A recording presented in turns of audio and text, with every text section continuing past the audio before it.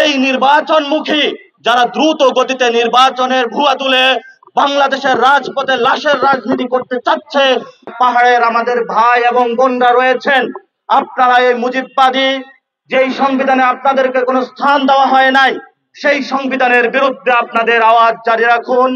আমরা সেই সংবিধানের বাতিল চাই, যেই সংবিধানের কারণে প্রতিনিয়ত আমাদের সমতল হোক, পাহাড় হোক, বিভিন্ন যে জাতিগোষ্ঠী রয়েছে, মারমা, সাঁওতাল, চাকমা, বাঙালি যারাই হোক, প্রতিনিয়ত তাদের আজকে রক্তক্ষরণ হচ্ছে। আমাদের বোন হসপিটালে আছেন, আমরা হসপিটাল থেকে দৌড়াদৌড়ি করে এখানে এসেছি।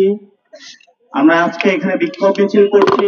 1972 সালে একটি জাতিসত্তা বাঙালিকে নিয়ে যে বাংলাদেশ রাষ্ট্র গঠন হয়েছে, সংবিধান তৈরি করা হয়েছে, আমরা মনে করি বাংলাদেশের যে বিভিন্ন জাতিসত্তাকে সেই সংবিধান থেকে খারিজ করে একটি জাতিসত্তার উপর গুরুত্ব আরোপ করার কারণেই আজকে আমার বোন হলো হসপিটালে। আমরা সেই সংবিধানের বাতিল চাই, যেই সংবিধানের কারণে প্রতিনিয়ত আমাদের সমতল হোক, পাহাড় হোক, বিভিন্ন যে জাতিগোষ্ঠী রয়েছে, মারমা, সাঁওতাল, চাকমা, বাঙালি যারাই হোক, প্রতিনিয়ত তাদের আজকে রক্তক্ষরণ হচ্ছে। আমরা আগামীতে বাংলাদেশে 72-এর যে মুজিববাদী সংবিধান রয়েছে, যেই সংবিধান আমাদের প্রতিনিয়ত রক্ত ঝরাচ্ছে, সেই সংবিধান যদি বাতিল না করতে পারি তাহলে প্রতিনিয়ত এই হত্যাযজ্ঞ চলতে থাকবে। আমরা যদি মূল বেসিক জায়গায় হাত না দিতে পারি তাহলে বাংলাদেশের 24-এর যে লড়াকু বাঘ এবং বাঘিনীরা জাতির সামনে যে স্বাধীনতা নিয়ে এসেছিল, সেই স্বাধীনতার সাথে আবার বেইমানি করা হবে। আমরা বাংলাদেশের জনগণ যারা রয়েছে তাদেরকে ঐক্যবদ্ধভাবে সজাগ থাকার আহ্বান জানাচ্ছি। মুজিববাদী যে সংবিধান রয়েছে, যেই সংবিধানের কারণে আজকে আমাদের বোন শ্রেষ্ঠা হাসপাতালে মৃত্যুর সাথে পাঞ্জা লড়ছে, যার মাথার মধ্যে 12টি সেলাই দেওয়া হয়েছে, সেই বোনের দিকে তাকিয়েও হলো। যারা পাহাড়ের আমাদের ভাই এবং বোনরা রয়েছেন, আপনারা এই মুজিববাদী যেই সংবিধানে আপনাদেরকে কোনো স্থান দেওয়া হয় নাই, সেই সংবিধানের বিরুদ্ধে আপনাদের আওয়াজ জারি রাখুন। এবং আমরা পাহাড়ের যারা আমাদের ভাই এবং বোনরা রয়েছেন, আমরা আপনাদেরকে বলবো, উদ্ভূত পরিস্থিতিতে আপনারা শান্ত থাকুন। আজকে রাত্রে আপনারা বিভিন্ন জায়গায় সমবেত হচ্ছেন, আমরা খবর পেয়েছি। সেই জায়গাতে যারা বাঙালি রয়েছেন এবং বিভিন্ন জাতিসত্তার যারা পাহাড়ে অবস্থান করছেন, কোনোভাবেই বিদেশি কোনো চক্রান্তে আপনাদের পা দেওয়া যাবে না।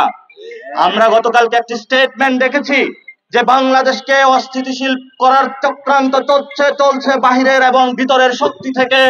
বাংলাদেশকে একটি হীন প্রচেষ্টার মধ্য দিয়ে রাজপথে লাশ ফেলানোর প্রচেষ্টা চলছে, যাতে তারা বলতে পারে বাংলাদেশের রাজপথে লাশ পড়েছে, এখনই ইলেকশন প্রয়োজন, যে ইলেকশনের মধ্য দিয়ে আর লাশ পড়বে না।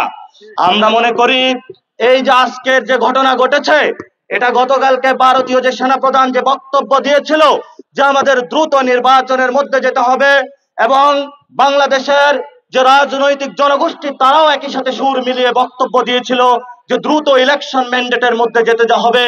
আমরা মনে করি যারা এই কথাগুলা বলছে তারা এই হত্যাযজ্ঞের পিছনে দায়ী। আমরা মনে করি যে বাংলাদেশ যথেষ্ট স্থিতিশীল জায়গায় আছে 24-এর পরবর্তী জায়গা থেকে, কিন্তু এই নির্বাচনমুখী যারা দ্রুত গতিতে নির্বাচনের ভুয়া তুলে বাংলাদেশের রাজপথে লাশের রাজনীতি করতে চাচ্ছে, আমরা তাদেরকে বলবো লাশের রাজনীতি থেকে সরে আসুন। এখনো আমাদের শহীদ ফ্যামিলি ঘুরে বেড়াচ্ছে, রক্তের তাজা দাগ এখনো রাজপথে লেগে আছে। আপনারা আর কোনো লাশের রাজনীতি করবেন না। পাহাড়ে বিভিন্ন দল, জনগোষ্ঠী এবং মতাদর্শিক যারা পন্থী রয়েছেন, আমরা তাদেরকে বলবো আগামী বাংলাদেশে আপনারা শান্ত থাকুন। বিভিন্ন হসপিটালে যারা আমাদের বোনেরা চিকিৎসা নিচ্ছেন, ওই জায়গায় আমরা বলবো আপনারাও শান্ত থাকুন। বাংলাদেশের পাহাড়, বাংলাদেশের সমতল, বিভিন্ন যারা জনগোষ্ঠী রয়েছেন, আপনারা উত্তেজিত হচ্ছেন বিভিন্ন পরিস্থিতির কারণে, বিদেশি চক্রান্তের কারণে। আপনারা সে চক্রান্তে পা দিবেন না। আপনারা রাজপথে থেকে চক্রান্ত প্রতিহত করুন। তারা আমাদেরকে রাজনৈতিকভাবে পরাজিত করতে চাচ্ছে। সেই 71 এবং 24-এর পরাজিত শক্তি, 24-এর লড়াকু বাঘ এবং বাঘিনীরা 71 এবং 24-এর দুইটি পরাশক্তি শক্তিকে বাংলাদেশের রাজপথে তারা প্রতিহত করবে। আমরা বাংলাদেশে চাই যারা আমাদের এই রাজপথে খুনের বন্যা বসিয়েছে অতি দ্রুত তাদেরকে আইন শৃঙ্খলা বাহিনী তাদেরকে শাস্তির আওতায় নিয়ে আসুক, এবং বাংলাদেশের যে বিচারহীনতার সংস্কৃতি রয়েছে, আমাদের ভাইদেরকে যারা গাজীপুরে হত্যা করেছে, যাত্রাবাড়িতে হত্যা করেছে, আজকে আর এনসিটিভির সামনে হত্যাযজ্ঞ চালানোর মাতরা উল্লাসে তারা কেঁপে উঠেছিল।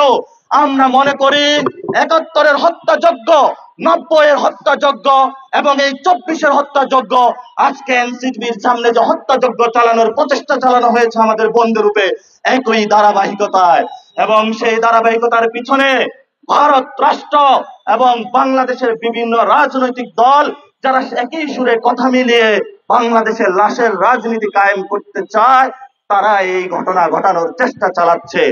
আমরা বাংলাদেশের জনগণকে বলবো, পাহাড়ের জনগণকে বলবো, ঐক্যবদ্ধ থাকুন, রাজপথে মোকাবেলা করুন। এই সকল ষড়যন্ত্রকে 24-এ যেভাবে আমরা মোকাবেলা করেছি, আগামীর দিনও আমাদের পথে থেকে মোকাবেলা করতে হবে। আমরা বলেছি আমরা শহীদ, অলরেডি শহীদ হয়েছি, আমাদের কোনো জানের ভয় নাই। আপনারা আমাদেরকে জানের ভয় দেখাতে আসবেন না। আমরা মৃত্যু বাংলাদেশকে রক্ষা করার জন্য লড়ে যাব। রক্ষা করার কাজ কোনো ব্যানার দিয়ে হয় না, কাজের মধ্য দিয়ে পরিণত হয়।